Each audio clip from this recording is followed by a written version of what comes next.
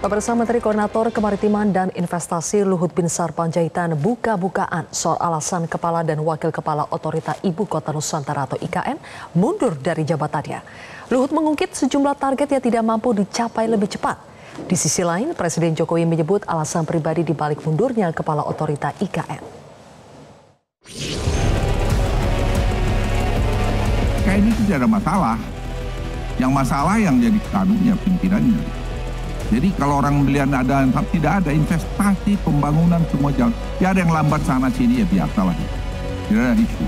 Dan memang banyak masalah yang lalu yang kita tuntaskan sekarang ini.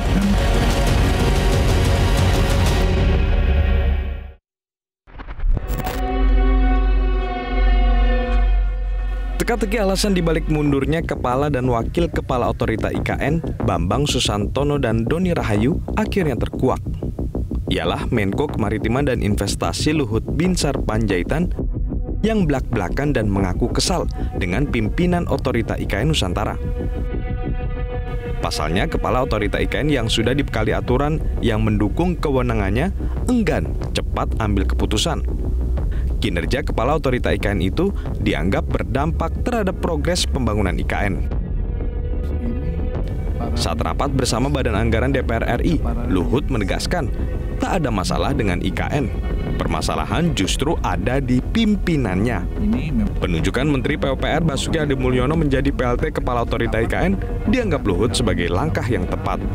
Supaya ada sekarang yang apa yang dilakukan dengan Pak Basuki jadi PLT kan sudah bagus. Kan masalahnya di situ sudah kita mampu identifikasi semua kok. Nggak ada yang masalah terlalu serius di sana.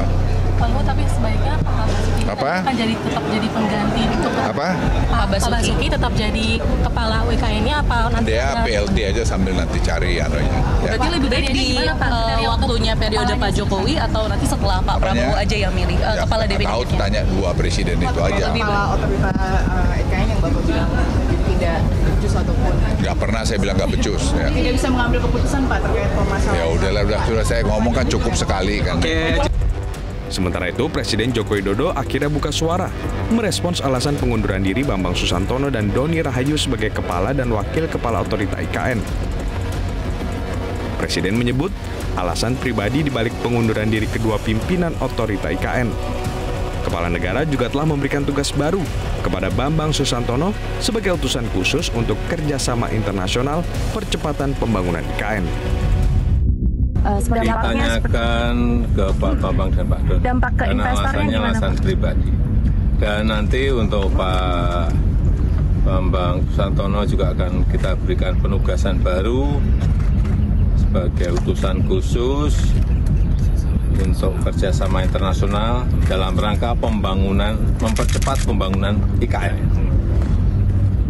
Karena memang pengalaman beliau di internasional harus kita manfaatkan sebesar-besarnya untuk kebaikan negara. Pak, nggak khawatir nanti ada dampak ke investor asing atau investor? Ya, Kini, nasib kelanjutan pembangunan Ibu Kota Nusantara ada di pundak Menteri PUPR Basuki Hadimulyono dan Wamen ATR BPN Raja Juli Antoni sebagai PLT Kepala dan Wakil Kepala Otorita IKN. Basuki berjanji akan segera memutuskan persoalan status tanah di IKN yang disinyalir jadi hambatan mengapa investor ragu berinvestasi di IKN Nusantara. Dari Jakarta, Tim Liputan Metro TV. Sementara itu, Kurator Ibu Kota Nusantara Ridwan Kamil menyebut pembangunan semua ibu kota negara membutuhkan proses yang lama, termasuk IKN. Menurut RK, setidaknya butuh waktu 25 tahun untuk merampungkan pembangunan IKN sesuai dengan konsepnya. Memastikan ada hijau di lingkungan, di bangunan, di atap bangunan, ya, rooftop. Memastikan intelligent building juga berlaku, memastikan net zero juga berlaku. So we can claim this is designed to be a world class city. Tidak bisa buru-buru, it takes 100 years for Washington DC kan. Jadi IKN juga kalau mau lihat apa yang saya bicarakan mungkin tidak dalam 5-10 tahun ya. Semua ibu kota baru butuh waktu. Mungkin 25 tahun baru terasa apa yang disampaikan tadi. Komisi 2 DPR bakal memanggil pemerintah imbas mundurnya Kepala dan Wakil Kepala Otorita Ibu Kota Nusantara atau IKN Bambang Susantono dan Doni Rahayu. Penjelasan konkret dari eksekutif terkait hal tersebut dinilai penting. Hal ini disampaikan Wakil Ketua Komisi 2 DPR RI Yanwar Prihatin melalui keterangan tertulis hari ini. Yanwar menuturkan publik harus tahu soal mundurnya Bambang dan Doni agar tidak ada spekulasi liar. Salah satunya soal isu perbedaan kepentingan pengelola IKN dan pemerintah serta stakeholders lainnya, termasuk soal dugaan penyimpangan. Ketua DPP PKB tersebut menyatakan semua hal berkaitan dengan IKN harus dijelaskan pemerintah. Pasalnya IKN merupakan proyek strategis nasional yang mendapatkan perhatian luas dan menelan anggaran fantastis. Ya, tadi malam saya nginepnya hampir final.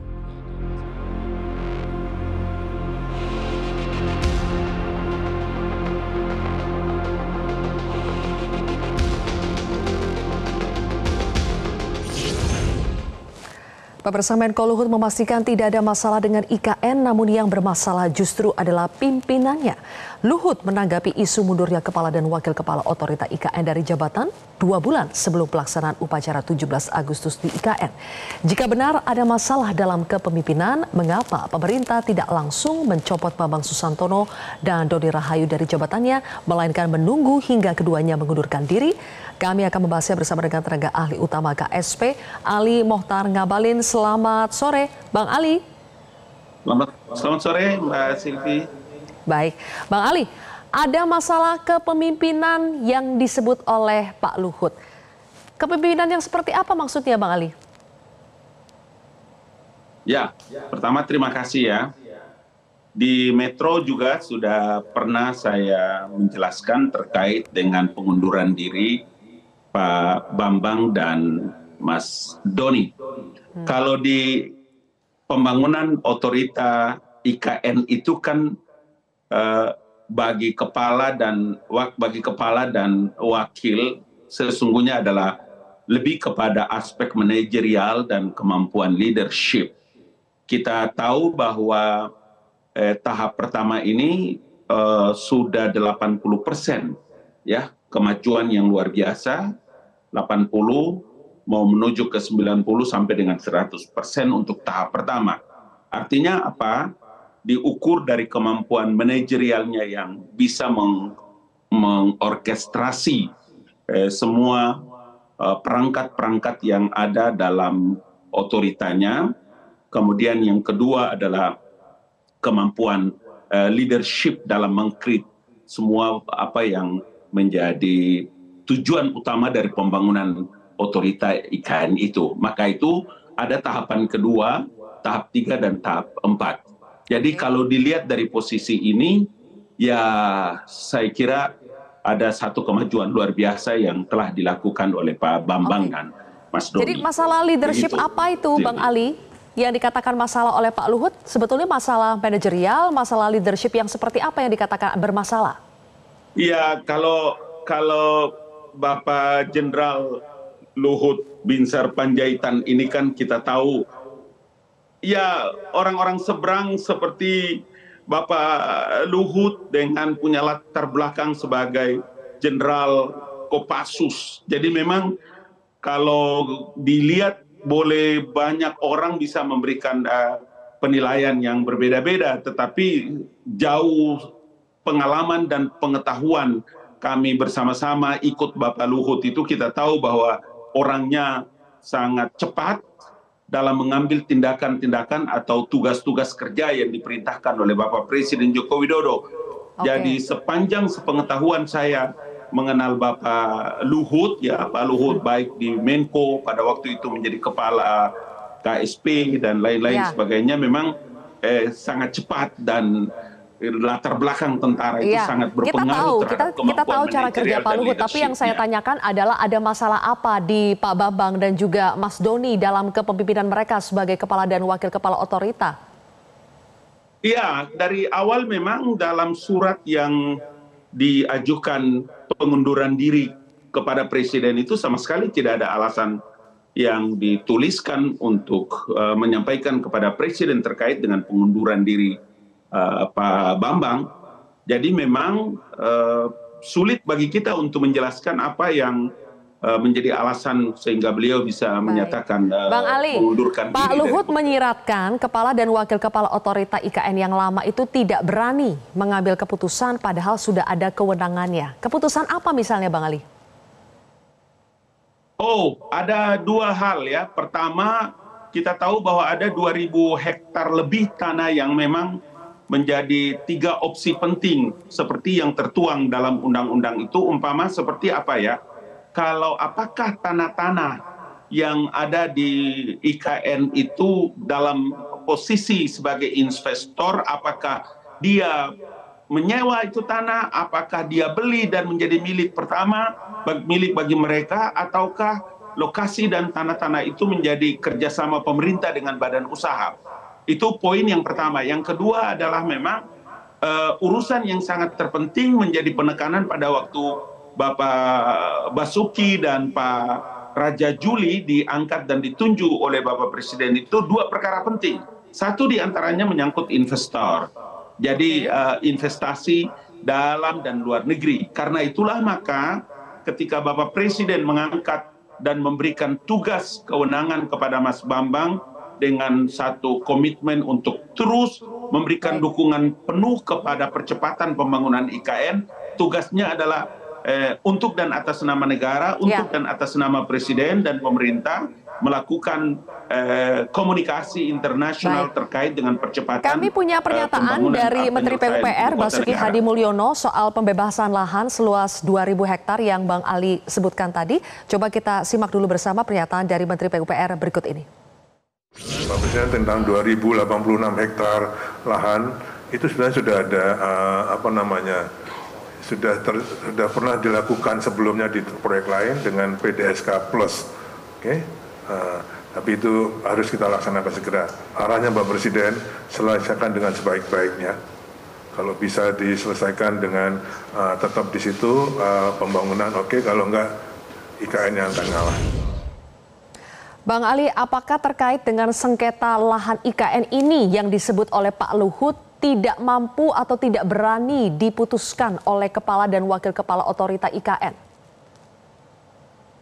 Ya, yang pasti 2 tugas penting yang harus segera dilaksanakan oleh Pak Basuki dan Pak Raja Juli, PLT dan wakil itu adalah masalah investor dan 2.000 lebih lahan yang tadi Bang Ali sebutkan dalam 3 opsi itu. Itu menjadi tugas penting dalam 20% penyelesaian percepatan tahap pertama pembangunan IKN. Oke, kami juga punya pernyataan dari Pak Bambang Susantono dalam bentuk grafis kutipan apa yang disampaikan oleh Pak Bambang sebelum dirinya mengundurkan diri. Di antaranya adalah pesan bahwa untuk mempertahankan profesionalisme dan integritas. Kemudian poin yang kedua ini Bang Ali, cintai masyarakat Sepaku sebagai warga. Kemudian juga soal bagaimana perencanaan yang baik berguna untuk mengoreksi kegagalan pasar. Jagalah teman-teman, jangan sampai ada yang disalahkan, jagalah kekompakan dan tidak pernah menyesal bekerja bersama dengan rekan-rekan. Nah, terkait dengan poin nomor 2, boleh diulang lagi teman-teman poin nomor 2 tadi, soal bagaimana untuk mencintai masyarakat Sepaku sebagai warga yang hidupnya harus lebih baik dengan prinsip-prinsip universal.